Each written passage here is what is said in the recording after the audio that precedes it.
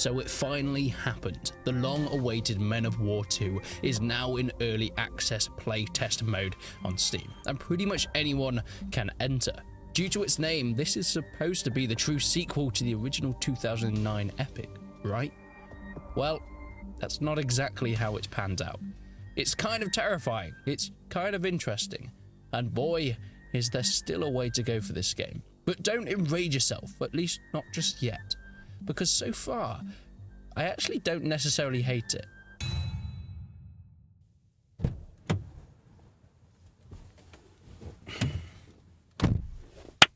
1, 2, 3, 4. As mentioned, the game is currently in its earliest playtest. You can actually just request it on Steam, and I think anyone can really get into it. But it is just one game mode, and it's multiplayer at that. So if you are in to the single player of Men of War, this might not be the time for you to get into it, at least. What that also means is this review is very much just on that multiplayer segment. Feels a little bit unfair, but it at least gives us some direction at where this new game in the series is on its way. And it's not looking all that great. Graphically, it looks pretty good, kind of on a similar way to Men of War 2 Arena. You know, the game that came out for free, people didn't really like, and then they cancelled and replaced it with this one. Much like Wolverine, it's not the most promising of origin stories. Sound design as well is decent. It does feel very much more arcadey, and that's a theme that we're going to be seeing over and over again with Men of War 2. They've definitely gone down a different route to, well, at least what most of the fans have wanted. But it is incredibly large scale. Even with just this one game mode, you have up to 8 people playing it, all with their own different units and squad types that they can use. It's incredibly fun and it's incredibly hectic. The game definitely caters towards more fast-paced moving stuff than any other Men of War title. I mean, there are some really fantastic bits, like planes being able to crash down, destroying buildings and killing everybody around. It sounds morbid, but hey, that's where most of the fun comes from. Destruction in general is really cool. I wouldn't really say it's quite on par with Men of War Assault Squad 2, where each bit of the building would come down individually, but crashing through houses or moving over parts of farm walls with tanks is still really satisfying. Men of War has always had that part of destruction, and I think removing that would be definitely a miss here. Vehicles can also have camo on them, some brush to try and hide them and keep them secretive and keep them safe. However, the vehicles also are highlighted, and the game does a lot to spot enemy units for you, kind of negating that cool point of having camo on tanks and other vehicles. I mean, in this game, enemy infantry will actually just have markers on them when they come onto the battlefield. Yeah. It really doesn't focus quite as much on the stealth aspects of an assault squad, or even any other Men of War game for that case. No more sneaking behind enemy lines with red devils to try and take out their enemy spawned units, or hiding in bushes to try and spot them before they get into the fray. Going into buildings has come back from Men of War 2. Using a squad, you can right-click on a building to get into it. If there's an enemy squad already occupying said building, a really cool thing is your men will charge in and try and melee them to death. Some cool hand-to-hand combat stuff. I also like how infantry can just hop over walls now automatically. That was a micromanaging thing in Assault Squad 2 that I wasn't all that fond of. Having to wait till that little orange arrow pops up with each individual guy and then hoping that they jump over a wall. It seemed too fiddly. It didn't really make all that much sense, and I'm glad that troops now automatically hop over walls without you having to ask them to do so. And that for me, unfortunately, is where the good ends. It does seem a little bit harsh, judging this early playtest on, just a few hours and one game mode, but the cracks are already showing. And it's not just me. The responses and the research that I've done of what other people are saying, at least the hardcore Men of War fans, seems to be lining up with pretty much what I found playing my first few games of this new title. I already mentioned that the game is focusing down the arcadey line.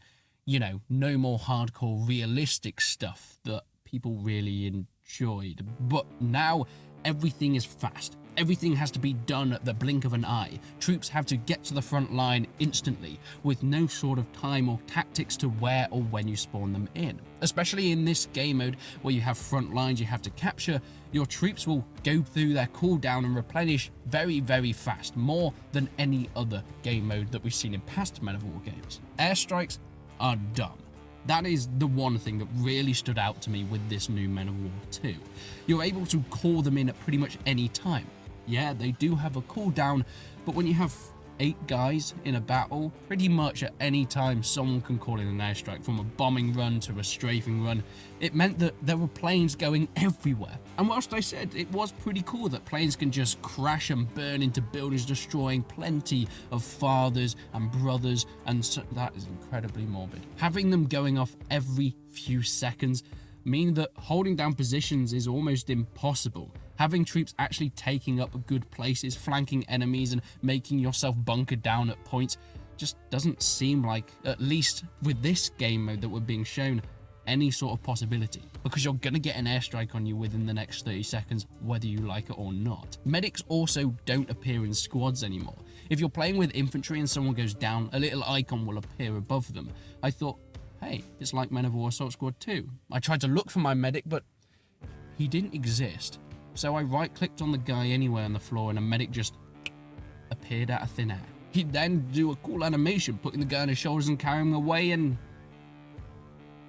he's just teleported into nowhere.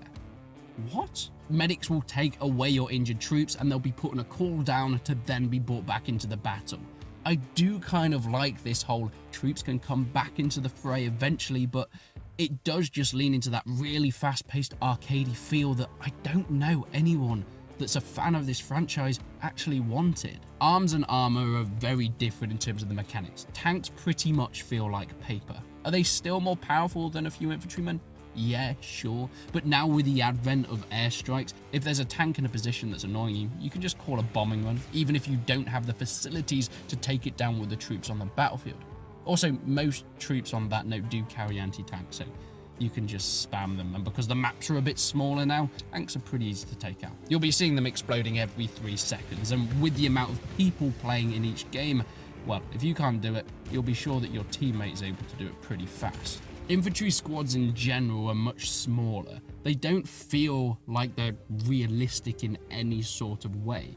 Having a machine gunner, having a rifleman, having even a grenade rifleman on your squad, there's about 4 or 5 lads instead of the 8 or 9 that you'd previously had, which means that micromanagement and actual tactics feels much less. Starting games before in Assault Squad 2 would mean you can split up your troops in order to put them in different positions, in buildings, and that's another thing. I did mention that you can put troops in buildings, but you can no longer choose which windows or doorways you want them to be in. So it completely takes away with the skills and tactics, putting them in certain windows and not others in order to avoid or see enemies better. Now you just right click on a building and they'll run in, and that's it.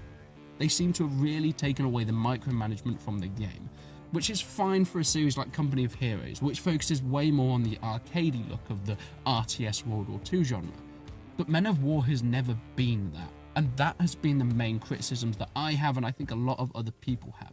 As mentioned, this is just one game mode. There is still so much more to come, and I will be sticking with the game and seeing what happens with it. However, it is going down a dark route that I don't know if it can come back from, focusing so much on the arcade rather than the realism. And we need to remember, the most popular mods for the last Men of War were making it even more realistic than those games ever were. So the fact that they thought that this was the way to go, well, it doesn't seem all that positive for the community. Is it a bad title though? I don't think so. It still has a lot of hope, and I did have a bit of fun playing it, but it just didn't feel like a Men of War game. So it leaves me with the conclusion, if you love Men of War, you probably won't enjoy this. If you've never played Men of War, you could get something out of it. Let's just hope that isn't some disease though.